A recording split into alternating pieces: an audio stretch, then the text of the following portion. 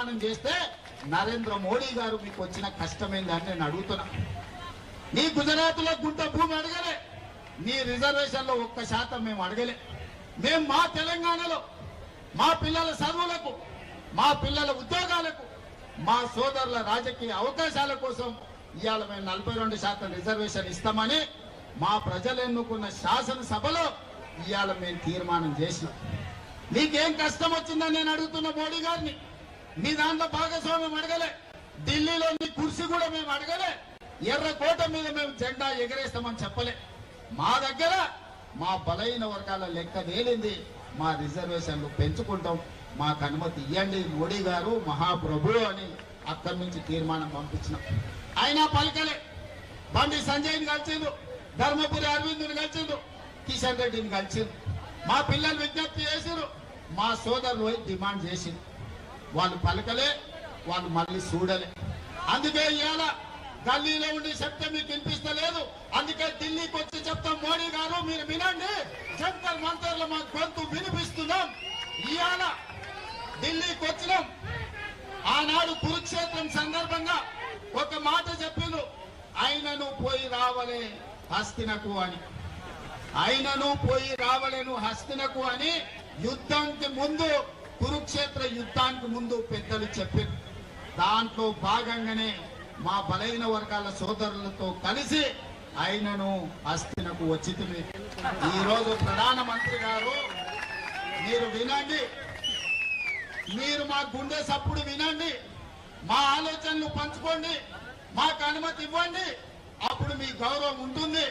అదే తెలంగాణకు మిమ్మల్ని పిలిచి పార్టీలకు అతీతంగా 10 లక్షల మందితో బహిరంగ సభ ఏర్పాటు చేసి ప్రధానమంత్రిగా మిమ్మల్ని సన్మానించే బాధ్యత నేను తీసుకుంటా.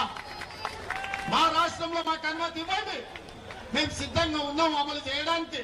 చట్టం అధికారం నీ చేతుల్లో ఉంది కదని మా మీద ఆధిపత్యం చెలాయించాలని ఆలోచన చేయకు. మా మీద ఆధిపత్యం చెలాయించాలనుకుంటే నిజాంలకు రజాకర్లకు ఏ గతి పట్టిందో మీరు చూసారు. ఉమ్మడి రాష్ట్రంలో ఏం జరిగిందో మీరు చూసారు. తెలంగాణ రాష్ట్రంలో గడిల నుంచి పరిపాలన అందించాల్సిన వాళ్ళు ఇవాళ ఎక్కడున్నాడో చూసారు. ఇవాళ ఢిల్లీలో గద్దె మీద ఉన్నామని మీరు అనుకుంటున్నారు. రావాలి మళ్ళీ మా గల్లీలోకి, మీరు మీ వాళ్ళు మా గల్లీలోకి రావాలి. మీరు ఎప్పుడు ఢిల్లీలో ఉండరు, మళ్ళా రావాలి.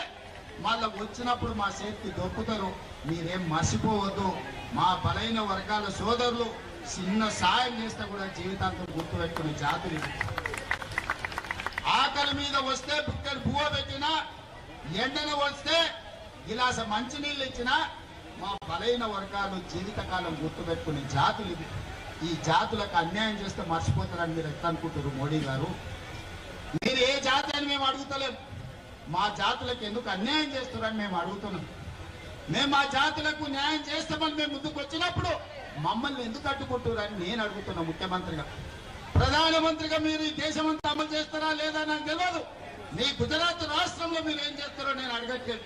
నా తెలంగాణ రాష్ట్రంలో ముఖ్యమంత్రిగా శాసనసభలో ఏకగ్రీవంగా తీర్మానం చేసిన బలైన వర్గాల రిజర్వేషన్ లో 42% ఇవ్వడానికి మీకు వచ్చిన కష్టమేంది, గుజరాత్ కు వస్తున్న నష్టమేందని నేను మోడీ గారిని అడగదలుచుకున్నాను.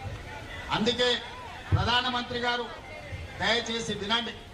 మీరు చట్టసభలల్లో మెజారిటీ లేకపోయినా ట్రిపుల్ తలాక్ తెచ్చారు, 370 ఆర్టికల్ తెచ్చారు, సిటిజన్ అమెండ్మెంట్ యాక్ట్ తెచ్చారు, రైతు వ్యతిరేక నల్ల చట్టాలు తీసుకొచ్చారు.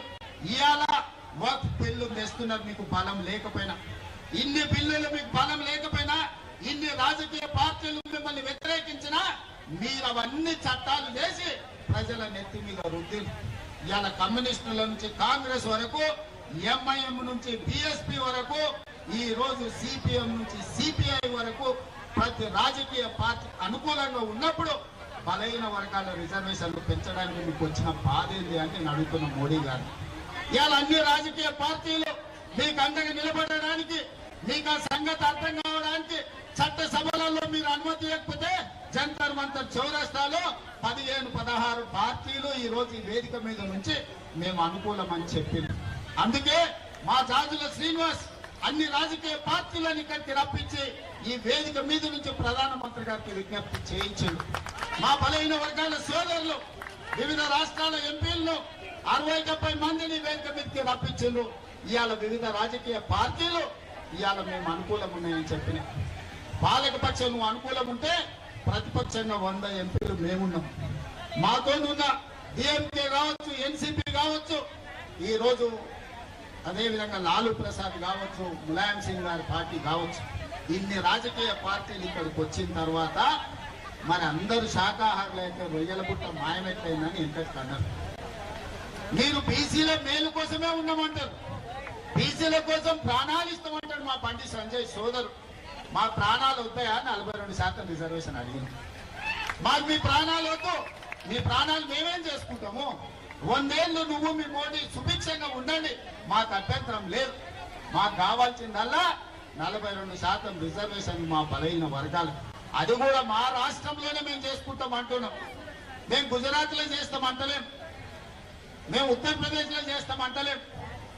ఇవాళ అందుకే మోడీ గారికి విజ్ఞప్తి చేస్తున్నా, నువ్వు తెలంగాణలో మాకు అనుమతి ఇవ్వకపోతే ఇది దేశం అంతా కారు చిచ్చులా వ్యాపిస్తుంది.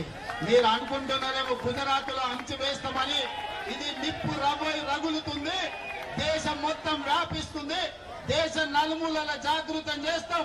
మా పెద్దలు హనుమంతనే చెప్పినట్టు దేశంలో అన్ని రాజకీయ పార్టీలను, అన్ని సంఘాలను కూడగడతాం. మీరు ఎట్లా ఢిల్లీలో గద్దె మీద ఉంటారో మేము కూడా చూస్తాం. ఆయనలో ఉద్యోగాలు ఇవ్వని కుటుంబాన్ని తండ్రి కొడుకుల ఉద్యోగం ఊడగొట్టి ఇవాళ వేలాది ఉద్యోగాలు తెలంగాణలో ఇచ్చినాం. బలైన వర్గాల రిజర్వేషన్లు మీరు ఇవ్వకపోతే మీరు మా డిమాండ్ కు దిగన్న రావాలి, లేకపోతే మీరు దిగన్న పోవాలి. మోడీ గారు మీకు తప్పదని నేను చెప్పదలుచుకున్నా.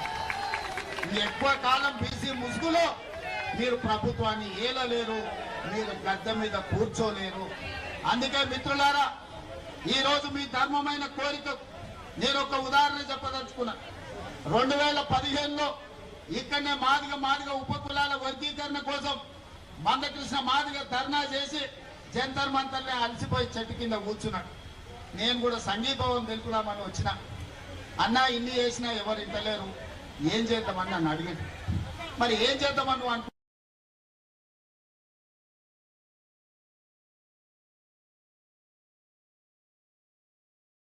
అంటే నాకైతే ఆలోచన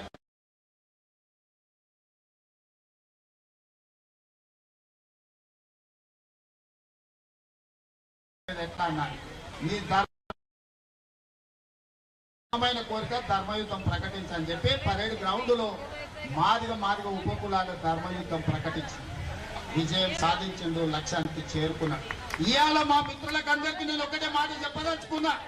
ఇవాళ చెబితే విన్నరా, సరే విననప్పుడు మన బలం ఏందో చూపించాలి. మన ధర్మమైన కోరిక కోసం మా బలైన వర్గాలు ధర్మ యుద్ధం ప్రకటించండి. మీకు అండగా నిలబడతా, మీకు తోడుగా ఉంటా.